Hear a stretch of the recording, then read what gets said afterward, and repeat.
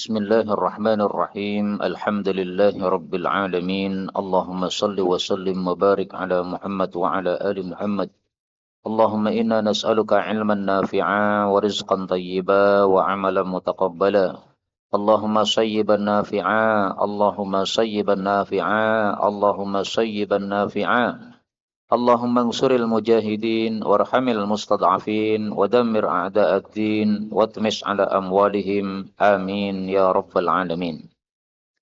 Alhamdulillah kaum muslimin rahimani wa rahimakumullah. Kita lanjutkan pengajian hadis dari kitab Sunan At-Tirmidzi. Mudah-mudahan kita bisa istiqamah sampai semua kita mendapatkan husnul khatimah. Amin ya rabbal alamin. Kita sudah sampai pada hadis 3201 ini menafsirkan hadis-hadis yang menafsirkan tentang surat Al-Ahzab, yaitu diriwayatkan dari Anas bin Malik radhiyallahu anhu bahwasanya pamannya yang bernama Anas bin Nadhr dia telah gaib dari perang Badar tahun 2 Hijriah. Maka dia mengatakan, saya telah gaib dari pertama kali peperangan yang dilakukan oleh Rasulullah sallallahu alaihi wasallam memerangi orang-orang musyrik. Sungguh jika Allah mempersaksikan kepada saya satu peperangan terhadap orang-orang musyrik, sungguh betul-betul Allah akan melihat bagaimana saya melakukan. Maka tatkala terjadi hari perang Uhud, yaitu tahun 3 Hijriah, ingkasyafal muslimun, umat Islam tersingkap maksudnya kocar-kacir, lari dari peperangan. Maka Anas bin Nadhr mengatakan, Allahumma ya Allah, ini abra' sesungguhnya saya berlepas diri, ilaika kepada engkau, mimma ja'a bihi, dari apa yang datang dengannya haula mereka, ya'nil musyrikin, yaitu orang-orang musyrik. Di orang-orang musyrik memerangi Nabi Muhammad, mereka kafir, saya berlepas diri. Wa a'tadiru ilaika, dan saya minta maaf kepada engkau, mimma sana'a haula, dari apa yang dilakukan oleh mereka, yakni ashabah, yaitu sahabat-sahabatnya. Jadi sahabat-sahabat saya lari, saya berlepas diri, saya minta maaf. Kemudian dia maju. Lalu berjumpa dengannya Sa'ad. Yang dimaksud di sini adalah Sa'ad bin Mu'adz, kepala suku Aus. Maka Sa'ad mengatakan, ya akhi, wahai saudaraku, apa yang akan kamu lakukan? Ana ma'ak, saya ingin bersama kamu. Ya, jadi teman-temannya pada lari, ini malah maju ke depan, Pak. Nah, Sa'ad bin Mu'adz jadi semangat. Loh, kamu maju, aku ikut maju. Nah, maka ini menunjukkan bahwa berteman dengan orang semangat itu menyebabkan semangat. Berteman dengan orang yang rajin menyebabkan rajin. Berteman dengan orang yang dermawan, kita akan menjadi ikut-ikutan dermawan. Nah, maka saya pun tidak mampu untuk melakukan apa yang dia lakukan. Jadi ternyata si Anas ini maju terus, tapi Sa'ad tidak bisa ikut maju. Karena apa? Ya, namanya cuma 2 orang melawan orang kafir sangat banyak. Nah, susah, Pak. Akhirnya didapati pada tubuhnya Anas bin Nadhr bid'un wa samanun, 80 sekian luka. Lukanya ada 3 macam. Yang pertama darbatin bisayfin, pukulan pedang. Yang kedua ta'natin birumhin, tusukan tombak. Yang ketiga ramyatin bisahmin, lemparan anak panah. Jadi dari kepala sampai kaki itu sudah dedel duel, sudah rusak semua tubuhnya. Sampai tidak diketahui siapa dia, Pak. Wajahnya udah rusak. Makanya saudari perempuannya mengatakan, saya mengenalinya bahwa ini saudara saya karena jari-jarinya. Jari-jarinya masih utuh. Tapi kalau tubuhnya, wajahnya udah dedel duel semua.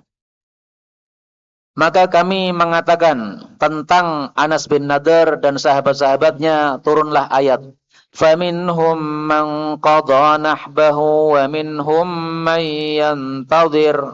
Di antara mereka ada orang yang sudah menunaikan nadarnya, yaitu jihad sampai mati. Sudah menunaikan nadarnya. Nadarnya apa? Membela Islam sampai mati. Wa minhum, dan di antara mereka mayantadir, ada orang yang masih menunggu, yaitu menunggu kematian. Tapi baik yang sudah mati maupun yang masih menunggu kematian, mereka tidak mengubah nazarnya sama sekali, tetap jihad fi sabilillah. Ini surat Al-Ahzab ayat 23. Nah, mudah-mudahan kita semuanya bisa istiqamah sebagaimana para sahabat ini sampai kita mendapatkan husnul khatimah. Amin ya rabbal alamin. Yazid mengatakan yang dimaksud ya adalah ayat ini tadi. Berikutnya 202.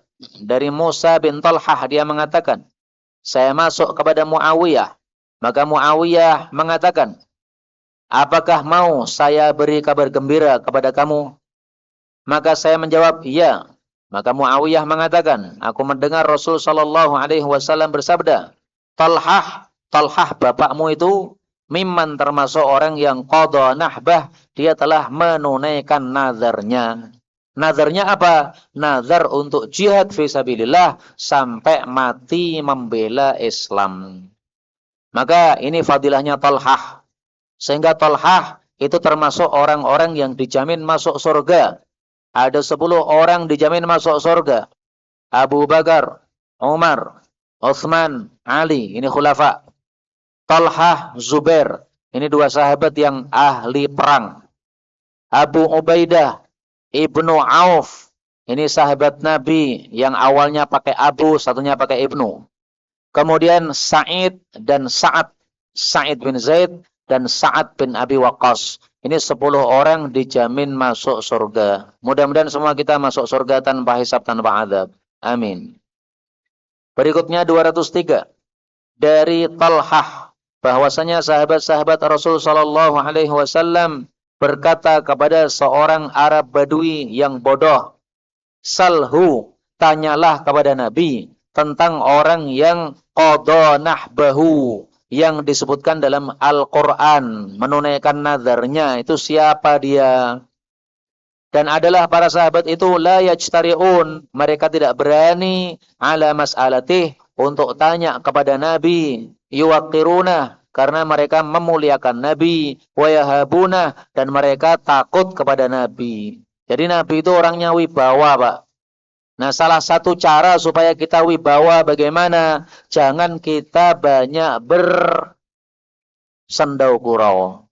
Maka para ulama mengatakan kasratul mizah tulhibul mahabah.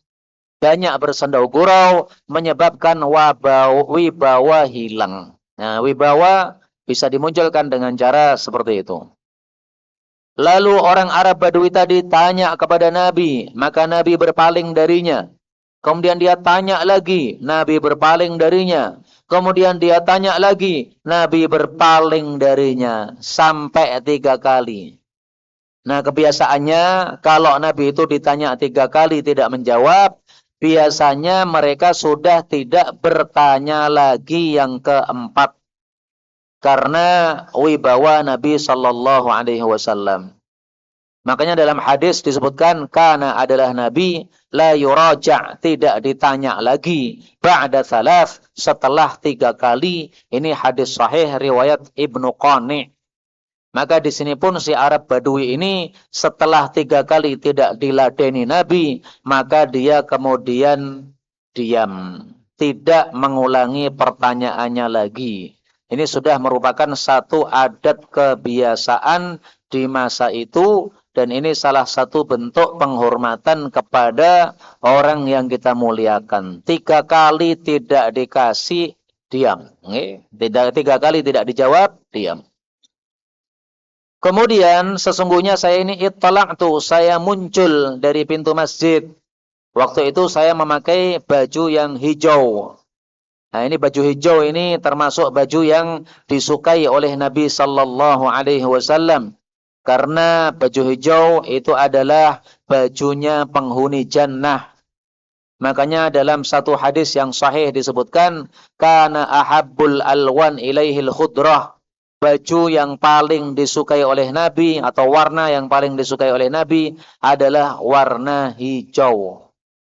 Ustadz Khalid itu kan matanya tidak begitu jelas. Nah, itu ada dokter memberikan fatwa kepada beliau. Beliau disuruh untuk banyak-banyak melihat kepada daun-daun hijau.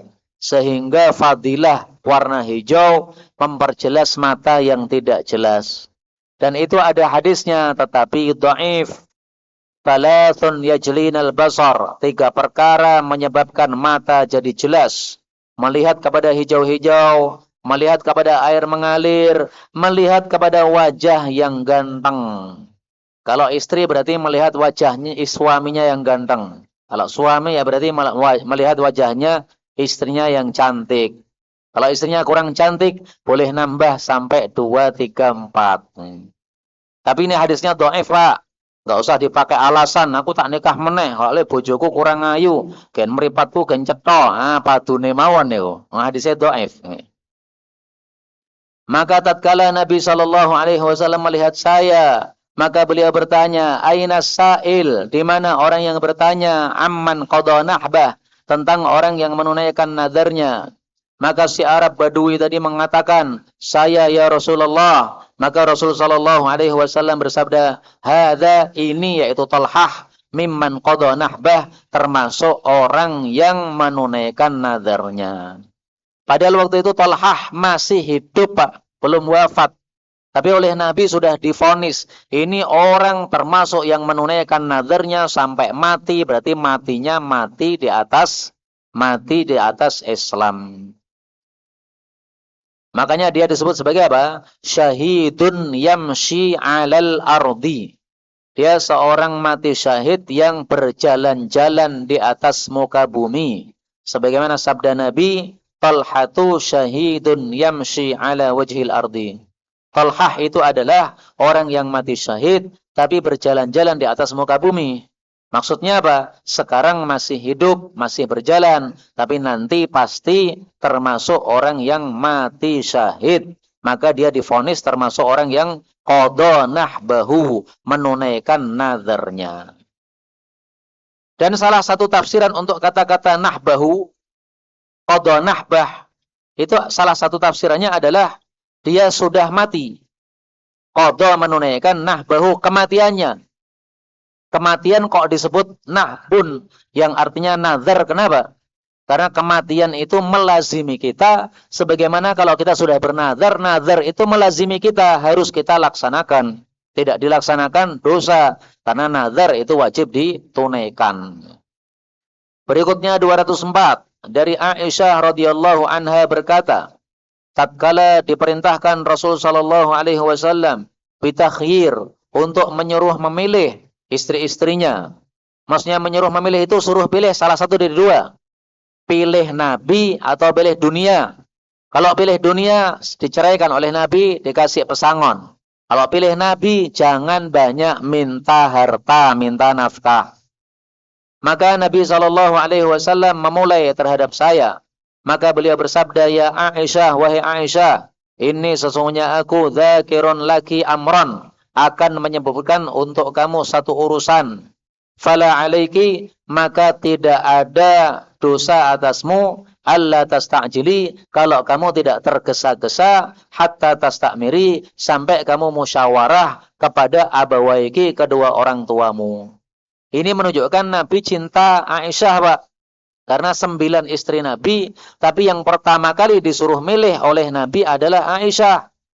Kemudian Nabi juga mengatakan, kamu tidak harus tergesa-gesa. Kamu musyawarah dulu kepada orang tuamu, enggak apa-apa. Jadi jangan langsung jawab. Ini juga tanda cinta Nabi kepada Aisyah.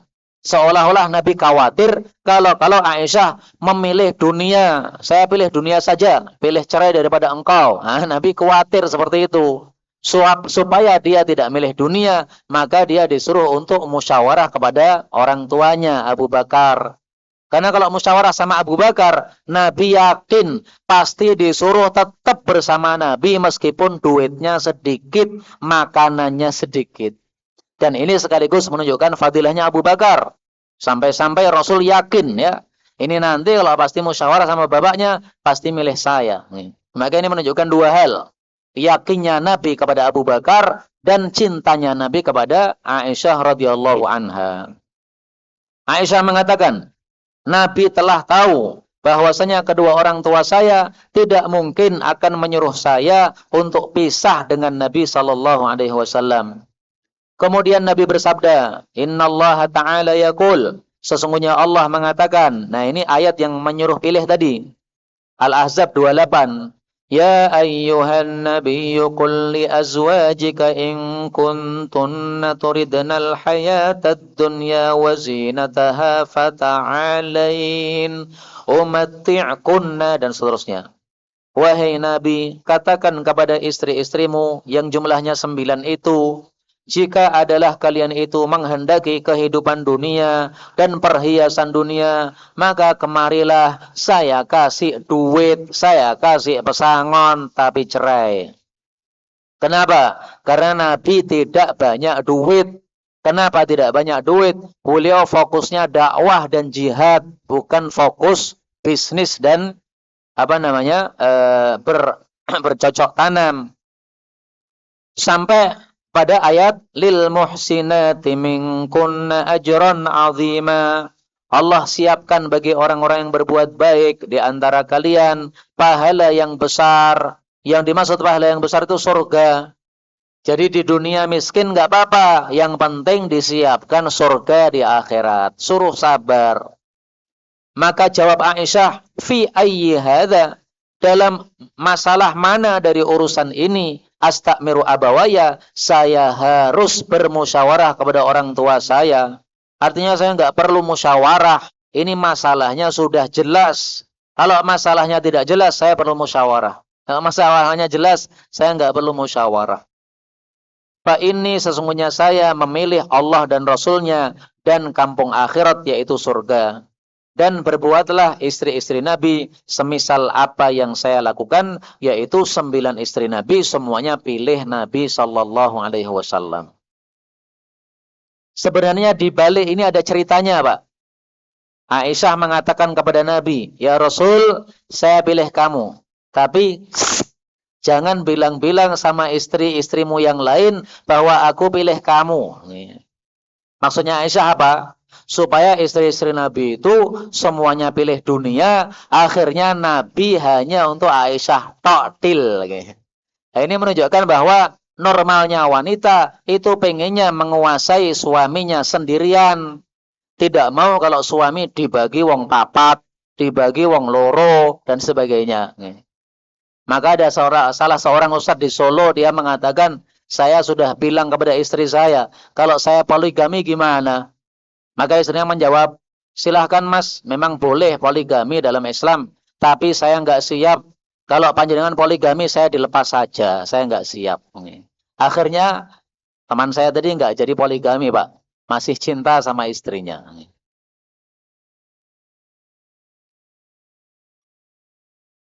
Kemudian karena istri-istri Nabi 9-nya ini semuanya pilih Nabi, tidak pilih dunia, maka Allah pun kasih balas kepada mereka. Balasannya apa? Balasannya tidak boleh Nabi nikah lagi setelah 9 istri tadi.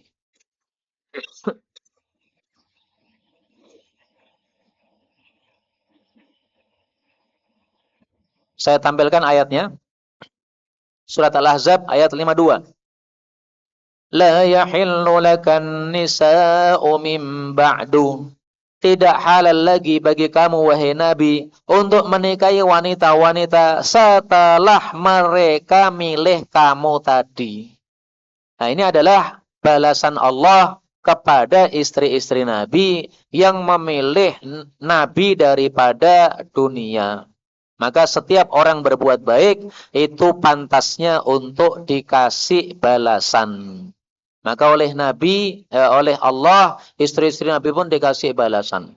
Karena kamu pilih Nabi, ya sudah. Sekarang Nabi saya batasi, nggak boleh nikah lagi. Padahal Nabi itu kekuatannya sama dengan 30 orang, Pak. Kekuatannya sama dengan 30 orang. Istrinya cuma 9. Masih tersisa 20 kekuatan.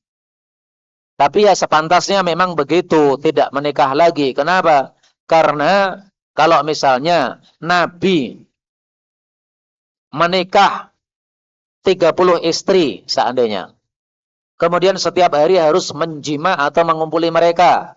Mungkin ya menyebabkan kelemahan. Karena seperti kita-kita yang sudah usianya di atas 40, itu kan kekuatannya sudah mulai turun, Pak. Sampai 40 katanya masih kuat. Nah, mulai 40 ke atas tuh katanya turun. Katanya, wallahu a'lam. Bisa jadi ya, karena termasuk asyuddahu. Usia terkuat. Bahkan saya pernah ngetes di Meta Eye. Hei Meta Eye, kalau usia 40, itu jimaknya itu sehatnya berapa kali? Kata Meta, sehatnya 1 kali sepekan. Kata Meta, Pak, ya. Cocok untuk pembuatan terserah panjenengan. Kalau terlalu banyak gimana? Katanya melemahkan mata, melemahkan badan, loyo badane gara-gara terlalu sering melakukan padahal usianya sudah di atas 40. Nah, panjenengan cocok atau tidak terserah. Itu Mbah Meta bukan dalil. Berikutnya 205. Dari Umar bin Abi Salamah, Rabi bin Nabi. Dia adalah anak angkat Nabi SAW. Kok anak angkat kenapa? Oh, mohon maaf, bukan anak angkat. Anak tiri. Karena Nabi menikahi Ummi Salamah. Ummi Salamah punya anak namanya Umar. Dari suaminya yang sebelumnya. Dia mengatakan, tatkala turun ayat ini kepada Nabi SAW. Innama yuridullahu liyudhiba ankumur rijsa ahlal baiti wa yutahhirakum tathira. Tiada lain Allah menghendaki untuk melenyapkan dari kalian kekotoran wahai ahlul bait dan akan mensucikan kalian dengan sebenar-benar kesucian. Al-Ahzab 33. Yang dimaksud kekotoran ini adalah dosa-dosa. Dosa-dosa akan dihilangkan oleh Allah dari ahlul bait sehingga dosa-dosanya diampuni oleh Allah Subhanahu wa taala. Tapi ada juga tafsiran-tafsiran yang lain. Yang dimaksud ahlul bait ini siapa? Nah, ini diperselisihkan oleh para ulama. Ahlul bait siapa? Kata Ibnu Abbas, ahlul bait di sini adalah istri-istri Nabi. Kenapa? Karena ayat ini turunnya setelah ayat-ayat tentang istri Nabi yang di atas tadi. Di atas tadi kan istri-istri Nabi diajak bicara oleh Allah. Kemudian muncul ayat ini. Ya berarti ahlul bait adalah istri Nabi. Pendapat Abu Sa'id Al-Khudri, ini bukan istri Nabi. Tapi ini adalah ahlul kisah. Orang-orang yang diselimuti Nabi. Nah, siapa mereka? Mari kita lanjutkan kisahnya. Ayat ini turun di dalam rumahnya Ummi Salamah. Maka Nabi memanggil Fatimah 1, Hasan 2, Husain 3. Fajallalahum, lalu Nabi menutupi mereka bikisain dengan selendang. Waktu itu beliau membawa selendang yang ada gambarnya. Kemudian ditutupi. Selendangnya warnanya hitam. Wa Aliyun, sementara Ali bin Abi Thalib di belakang punggung Nabi SAW. Maka Nabi menutupi dia dengan selendang yang lain. Jadi selendangnya 2, Pak. Karena selendang yang pertama sudah mencukupi 3 orang tadi. Nah, 4 orang ini disebut ahlul kisah. Orang yang ditutupi Nabi dengan selendang. Fatimah, anak Nabi. Ali, menantu Nabi. Hasan, Husain, cucu Nabi. Ini semuanya satu keluarga ya. Ali Fatimah itu suami istri, Hasan Husain itu adalah anaknya. Nah, yang tidak disebut di sini adalah Muhsin. Muhsin itu adiknya lagi, tapi mungkin belum lahir waktu itu, sehingga tidak termasuk yang ditutupi ini. Kemudian Nabi bersabda, Allahumma ya Allah, haula mereka itu ahlu baiti, ahli baitku. Berarti ahlul bait yang dimaksud dalam ayat tadi adalah ahlul kisah, bukan istri-istri Nabi SAW. Fa'adhib anhum, maka lenyapkan dari mereka arijsa, kekotoran, dosa, wa tahirum tadhira, dan sucikan mereka dengan sebenar-benar kesucian. Ummu Salamah mengatakan, wa ana ma'ahum, saya juga boleh bersama mereka, wahai Nabiullah. Maka beliau menjawab, anti kamu ala makaniki, tetap di tempatmu situ. Wa anti ala khair, tapi kamu di atas kebaikan. Jadi maksudnya, kamu tidak termasuk ahlul kisah. tidak termasuk ahlul bait yang disebutkan di ayat tadi, tapi kamu tetap baik, tetap masuk surga, tetap jadi istri saya di surga, tetap dalam kebaikan. Itu tafsiran untuk kata-kata ala makanik, tetap di tempatmu, yaitu kamu tidak masuk bersama ahlul kisah, tetapi kamu tetap dalam kebaikan. Ada juga tafsiran yang lain, anti ala makanik, kamu tetap pada posisimu, bukan tempatmu tapi posisi. Posisimu apa? Posisimu istri saya. Istri saya berarti ahlul bait saya. Artinya, kamu tidak usah gabung di selendang yang saya tutupkan ini, tetapi kamu tetap ahlul bait saya. Nah, makanya muncul dua tafsiran tadi, Pak. Apakah ahlul bait itu istri Nabi, ataukah ahlul bait itu adalah orang-orang yang ditutupi dengan kisah. Tapi ringkasnya, ahlul bait itu ada 3 macam. Satu, ahlul bait yang khusus, yaitu ahlul kisah tadi, 4 orang. 2, istri-istri Nabi dan anak-anak Nabi, semuanya ahlul bait. Namanya keluarga orang itu ahlul baitnya orang. Yang ketiga adalah orang-orang yang haram mendapatkan zakat, yaitu Bani Muttalib dan Bani Hashim. Kalau Bani Hashim disepakati, kalau Bani Muttalib diperselisihkan. Nah, 3 ini semuanya disebut ahlul bait, tapi bertingkat-tingkat. Berikutnya 206 dari Anas bin Malik, bahwasanya Rasul sallallahu alaihi wasallam melewati pintu Fatimah selama 6 bulan. Apabila keluar untuk salat subuh, beliau mengatakan, "As-salata ya ahlal bait." Ayo salat subuh wahai ahlul bait. Innama yuridullahu liyudhiba ankumur rijsa ahlal baiti wa yutahhirakum tathira. Tiada lain Allah ingin melenyapkan dosa dari kalian, mensucikan kalian.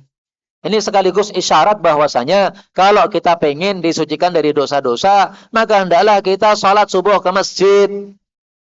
Yang tidak mau salat subuh ke masjid, maka tidak ada jaminan dihapuskan dosa-dosanya, yaitu dosa-dosa yang sebelumnya tadi. Karena setiap kita salat subuh ke masjid, maka dosanya diampuni, dosa-dosa yang kita lakukan sebelum itu. Tapi hadis ini, kata Imam Suyuti hasan, kata Syekh Albani dhaif, karena ada rawi bernama Ali bin Zaid. Tapi secara umum maknanya sahih, bahwasanya mereka adalah ahlul bait yang disebutkan oleh Allah dalam ayat tadi. 207. Dari Aisyah dia berkata, kalau seandainya Rasulullah sallallahu alaihi wasallam menyembunyikan sesuatu dari wahyu, pasti beliau menyembunyikan ayat ini. Al-Ahzab 37. Wa ittaqulu lilladzi an'ama Allahu alaihi wa an'amta alaihi. Ingatlah ketika engkau berkata kepada orang yang Allah berikan nikmat kepadanya, yaitu dia masuk Islam, dan engkau berikan nikmat kepadanya juga, yaitu bil itqi, dimerdekakan. Karena Zaid itu adalah dimerdekakan oleh Nabi sallallahu alaihi wasallam setelah dia dulu menjadi budak. Jadi yang dimaksud alladzi, orang yang disebutkan di sini itu adalah siapa? Zaid bin Harithah. Siapa Zaid bin Harithah? Dia adalah mantan budak Nabi Muhammad sallallahu alaihi wasallam, sekaligus dia anak angkat Nabi sallallahu alaihi wasallam. Amsik, tahanlah wahai Zaid, alaika, padamu, zaujaka, istrimu. Maksudnya di sini adalah Zainab binti Jahash. Wattaqillah, takwalah kepada Allah. Wa tukhfi fi nafsik, dan kamu Muhammad menyembunyikan dalam dirimu, mallahu mubdih, apa yang Allah akan menampakkannya. Wa takhshan nas, dan kamu ini takut kepada manusia. Wallahu ahqqu an takhshah, padahal Allah lebih berhak untuk kamu takuti. Nah, ini ayat yang seandainya Nabi menyembunyikan ayat, pasti beliau sembunyikan. Kenapa? Karena ayatnya menegur keras kepada Nabi. Kamu takut sama manusia, padahal kamu Nabi. Namanya Nabi itu takutnya sama Allah, jangan takut sama manusia. Tapi ternyata ayat ini tidak disembunyikan oleh Nabi. Kalau ayat ini tidak disembunyikan oleh Nabi, berarti ayat yang lain tidak mungkin disembunyikan oleh Nabi. Maka ini jaminan bahwasanya Nabi Muhammad tidak ada satupun wahyu yang beliau sembunyikan. Wa kana amrullahi, dan adalah perintah Allah maf'ula, pasti terlaksana, tidak mungkin tidak. Dan sesungguhnya Rasul sallallahu alaihi wasallam tatkala menikahi Zainab, mereka mengatakan dia telah menikahi istri dari anaknya sendiri. Jadi kan tidak boleh Pak, kita menikahi mantan istri anak kita, kan nggak boleh.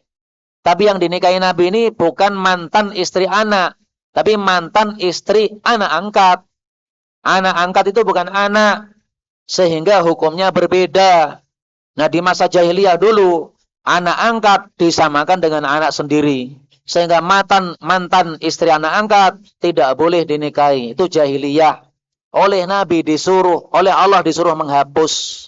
Nah, supaya terhapus betul-betul, Nabi suruh praktek. Hei Muhammad, kamu kan punya anak angkat, namanya Zaid. Nah, dia punya istri kan. Nah, maka istrinya setelah dicerai, kamu nikahi. Rasulullah khawatir, Pak. Kalau nanti saya nikahi, apa kata dunia? Itulah yang dimaksud watakhshan nas. Kamu khawatir kepada manusia. Kalau mereka mengejek kamu, Muhammad ini menikahi mantan istri anaknya sendiri. Padahal Allah sengaja, Pak, ingin menghapus adat jahiliyah. Nah, caranya menghapus, Nabi suruh praktek. Dari sini diambil pelajaran. Kalau ada perkara-perkara yang sudah biasa dilakukan manusia, kalau ingin terhapus, kiainya yang melakukan terlebih dahulu. Kalau kiainya tidak melakukan, doai nanti masyarakatnya akan tetap melakukan. Contoh, di pengajian saudara-saudara kita MTA, mereka memberikan fatwa. Kalau buat walimahan, tidak boleh masang kota infak. Kenapa? Karena sudah beredar di masyarakat, sudah menjadi kebiasaan. Kalau walimah masang koda infak, nanti infaknya ditulisi namanya siapa. Terus nanti dicatat, kowe bantu piro. Sok ben yen kowe nikah aku yang bantune semono. Bantumu meng 100, sok ben aku yo 100 tok, ora mungkin tak kei sak yuta. Nah, berarti malah niat ikhlas infaknya tidak ikhlas. Nyumbangnya tidak ikhlas, berarti karena ada catatan seperti itu. Nah, makanya di MTA dilarang pakai kotak infak. Kenapa? Supaya tidak menjadi utang tadi. Nyumbang ya nyumbang, jangan utang. Kalau utang itu bukan nyumbang namanya. Dan itu tidak ada di masa Nabi. Kotak infak di dalam walimah, nggak ada. Walimah itu mangan-mangan, bukan infak. Nah, karena mangan-mangan ya berarti yang mengeluarkan duit adalah yang membuat walimah. Kalau zaman sekarang kadang-kadang orang malah buat walimah supaya untung. Saya walimah 10 juta, mudah-mudahan nanti baliknya 20 juta. Nah, itu tidak ikhlas berarti. Yang nyumbang tidak ikhlas, yang walimah juga tidak ikhlas, nggak ada pahalanya malahan. Nah, karena mereka mengatur seperti itu, dimulai dulu kiainya. Sukino mengadakan walimah, tidak ada kotak infak. Kenapa? Karena kalau kiainya yang memulai, nanti warganya juga ikut memulai insyaallah ta'ala. Bahkan di sana ada teguran, Pak. Kalau nekat masang kotak infak, nah, nanti akan dipanggil. Kowe ndek ingin gawe walimah nganggo kotak infak ya. Nah, sekarang istirahat 6 bulan untuk introspeksi. Hasil introspeksi nanti datang lagi. Kalau sudah berhasil introspeksi, tobat tidak akan mengulangi, ya silahkan ngaji lagi. Tapi kalau ternyata habis 6 bulan nggak datang lagi, ya wes, berarti memang dia tidak mau memperbaiki diri. Nah, maka di sini pun juga begitu. Mereka mengatakan, Muhammad ini menikahi mantan istri anaknya sendiri. Maka Allah menurunkan ayat, Ma kana Muhammadun aba ahadim min rijalikum walakin Rasulallahi wa khataman nabiyyin. Tidaklah Nabi Muhammad sallallahu alaihi wasallam merupakan bapak dari seorang pun dari laki-laki dewasa kalian, tetapi dia adalah Rasulullah dan penutup para nabi. Jadi artinya kalau ada laki-laki dewasa, tidak mungkin itu adalah anaknya Nabi Muhammad. Anaknya Nabi Muhammad itu ketika laki-laki pasti mati ketika masih kecil. Lah ini Zaid bin Harithah sudah dewasa. Tidak mungkin dia anaknya Nabi Muhammad. Oh, berarti siapa? Anak angkat, bukan anaknya sendiri. Dan adalah Rasul sallallahu alaihi wasallam mengangkat anak dia pada waktu masih kecil. Lalu dia tinggal sampai menjadi laki-laki dewasa. Disebut dengan nama Zaid bin Muhammad. Maka Allah menurunkan ayat lagi. Ud'uhum li'abaihim huwa aqsatu indallah. Panggillah mereka itu kepada bapak-bapaknya masing-masing. Jadi Zaid bin Muhammad nggak boleh, harus diganti Zaid bin Harithah karena bapaknya itu Harithah. Dia itu lebih adil di hadapan Allah. Kalau kalian tidak mengetahui bapaknya siapa, maka mereka adalah saudara kalian dalam agama dan maula-maula kalian. Berarti bagaimana? Fulan maula fulan. Zaid maula Nabi Muhammad sallallahu alaihi wasallam. Fulan akhu fulan. Zaid akhu Nabi Muhammad, saudara Nabi Muhammad sallallahu alaihi wasallam. Jadi jangan bin Zaid bin Muhammad, enggak boleh. Zaid maula Muhammad, Zaid mantan budaknya Nabi Muhammad, boleh. Itu adalah lebih adil di hadapan Allah Subhanahu wa taala, yaitu adil, itu lebih adil. Kaum muslimin rahimani wa rahimakumullah, masih ada beberapa hadis lagi, tetapi suaranya sudah habis. Sehingga pengajiannya dicukupkan sampai di sini dulu. Mudah-mudahan barokah sehingga kita bisa mengamalkan apa yang sudah kita pelajari. Amin ya rabbal alamin. Walhamdulillahi rabbil alamin. Allahumma salli wa sallim wa barik ala Muhammad wa ala ali Muhammad. Allahumma inna nas'alukal khaira kullah wa na'udzubika minasyarri kullih. Allahumma sayyiban nafi'a, Allahumma sayyiban nafi'a, Allahumma sayyiban nafi'a. Hadhihi rahmatullah, mutirna bifadlillah wa rahmatih. Subhanakallahumma rabbana bihamdika, asyhadu an la ilaha illa anta, astaghfiruka wa atubu ilaik.